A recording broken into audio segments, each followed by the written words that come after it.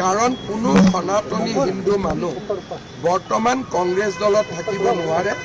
ভূপেন বৰাক যি ধৰণে আমি সন্মান দিছোঁ, আপোনাকো আমি তেনেধৰণে সন্মান দিম। আপুনি আহি আমাৰ পাৰ্টিত যোগদান বহুত বেছি নতুন মুখ থাকিব, মহিলা প্ৰাৰ্থী থাকিব, সকলো জাতি জনগোষ্ঠীৰ প্ৰতিনিধিত্ব থাকিব আৰু যুৱ সমাজে ইউথ হয় এইবাৰ বহুত বেছি ৰিপ্ৰেজেণ্টেশ্যন। আপুনি কোৱাৰ দৰে একেখন লিষ্টতে গোটেই তালিকা প্ৰকাশ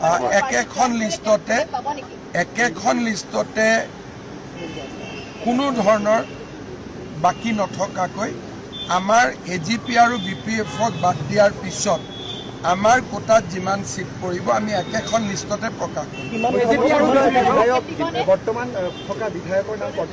নিশ্চিতভাৱে 2-3জন বিধায়কৰ নামটো নাথাকিব, কিন্তু সেইটো বেলেগ কাৰণে নহয়, সমষ্টিৰ ডিলিমিটেশ্যনৰ কাৰণে।